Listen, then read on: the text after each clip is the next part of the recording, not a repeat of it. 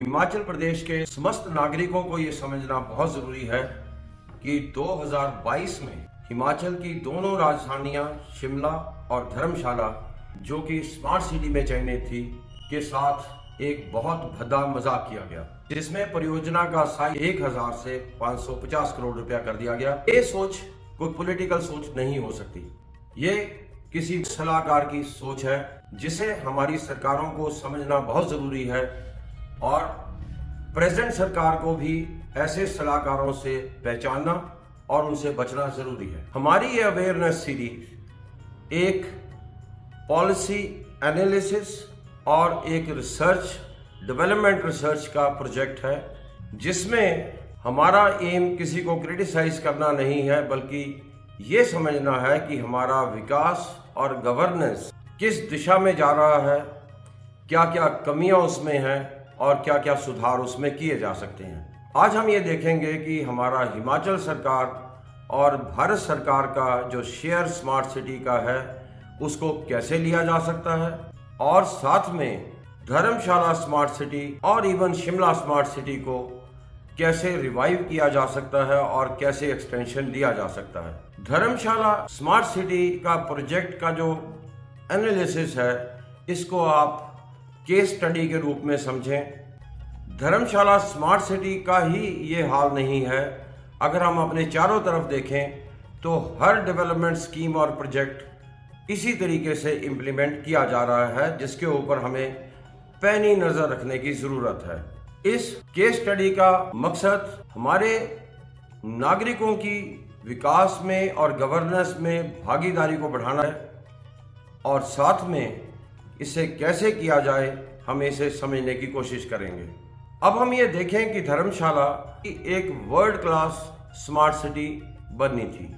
इसके लिए बहुत अच्छे दिशा निर्देश बनाए गए थे, उसमें हर चीज को देखा गया था।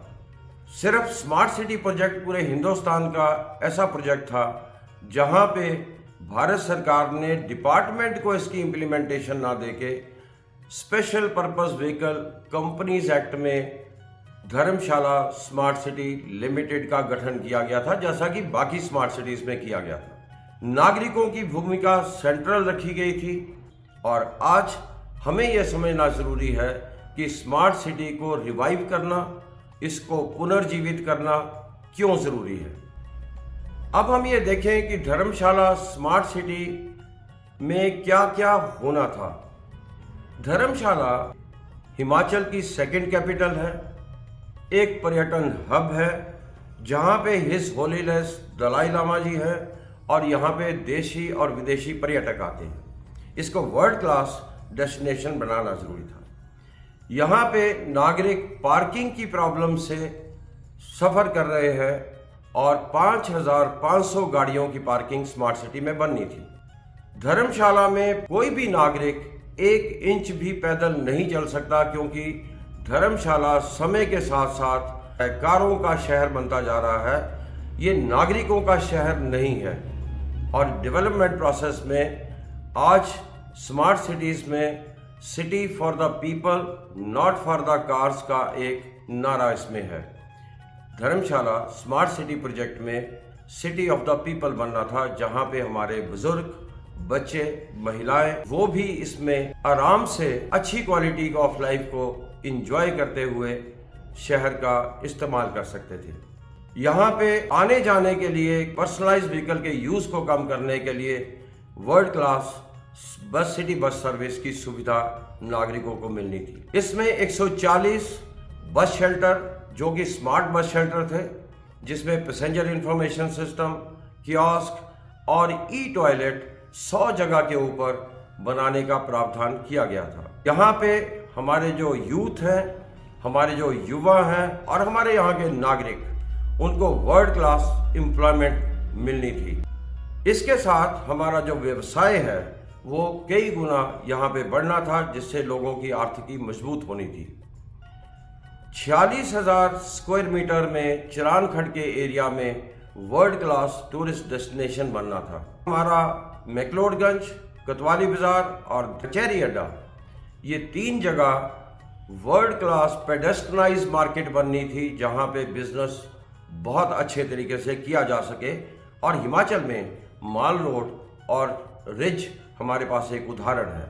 हर वार्ड में एक वर्ल्ड क्लास पार्क बनना था, बुजुर्गों के लिए हर वार्ड में एक रिक्रिएशन सेंटर बनना था, बच्चों के लिए वर्ल्ड क्लास स्कूल बनने थे, जिसको हम स्मार्ट स्कूल के रूप में हमने कंसीव किया था। हर वार्ड में 24/7 वाटर सप्लाई की सुविधा, अनइंटरप्टेड पावर सप्लाई और साथ में वर्ल्ड क्लास सीवरेज व्यवस्था, जिसमें स्काडा सिस्टम होना था, फुली ऑटोमेटिक होना था, वो हमको स्मार्ट सिटी में मिलना था।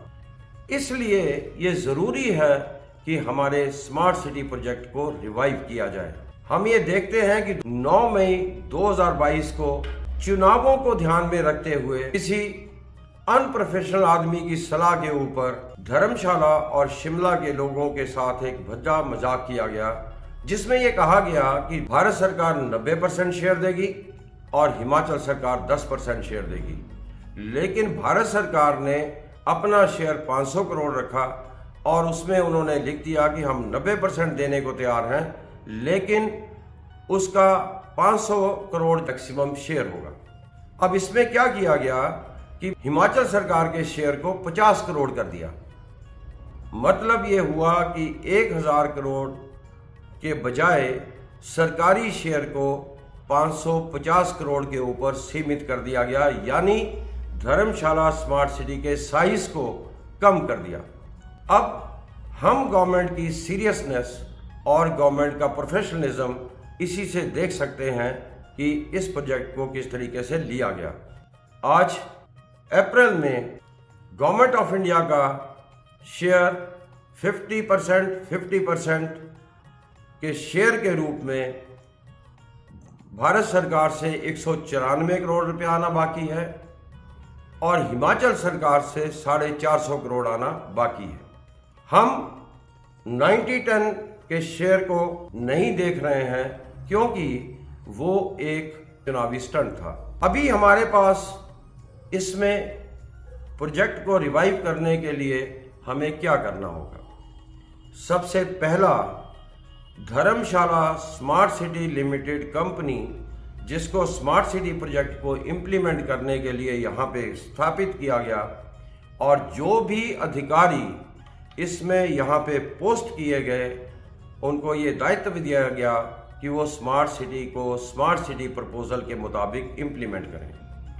सबसे पहले उनको इंटरलॉकिंग टाइल से अपना ध्यान हटाना पड़ेगा, उनको सब स्टैंडर्ड फुटबॉल ग्राउंड से ध्यान हटाना पड़ेगा और अपना ध्यान किसी भी सूरत में 30 जून 2023 में इस प्रोजेक्ट के पैसे को खत्म करने से अपना ध्यान हटाना पड़ेगा और एक प्रोफेशनल सोच रखनी पड़ेगी कि इस प्रोजेक्ट को रिवाइव कैसे किया जाए।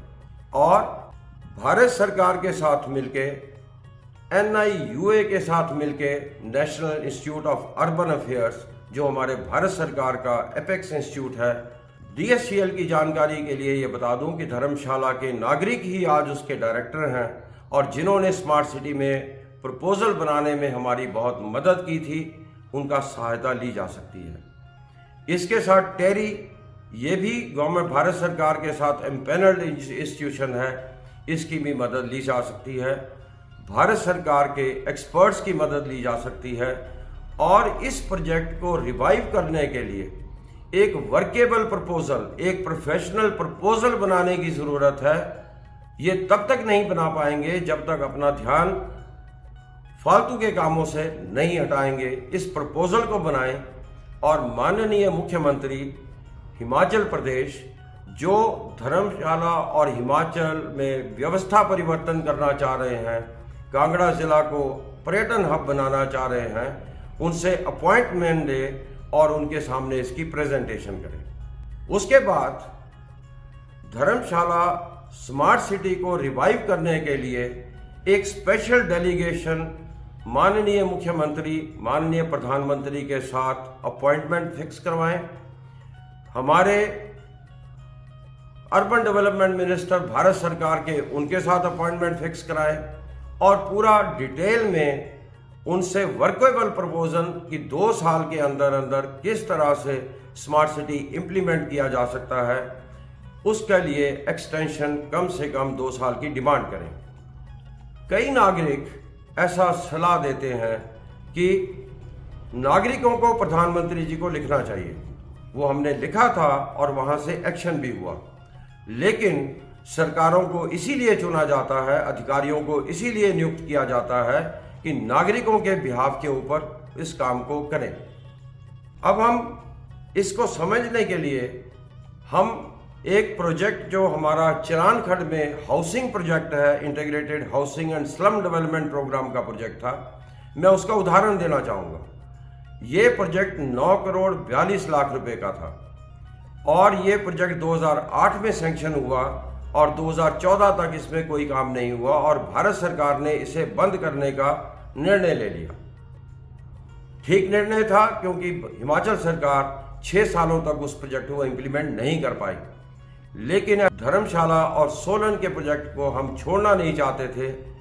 भारत सरकार से अपॉइंटमेंट ली गई, एक वर्केबल प्रपोजल बनाया गया कि 6 महीने में इस मकानों को कैसे बनाया जा सके, और जब एक प्रपोजल, प्रोफेशनल प्रपोजल दी गई तो भारत सरकार ने उसका एक्सटेंशन दिया और आज हम देख सकते हैं कि ये प्रोजेक्ट बनके आज तैयार है। अब ये छोटा प्रोजेक्ट था तो ये डायरेक्टर या सेक्रेटरी के लेवल पे हो सकता था, लेकिन स्मार्ट सिटी एक मेजर प्रोजेक्ट है। इसके लिए हमारे हिमाचल सरकार को भारत सरकार के साथ बात करनी पड़ेगी और ये संभव है, इसको किया जा सकता है।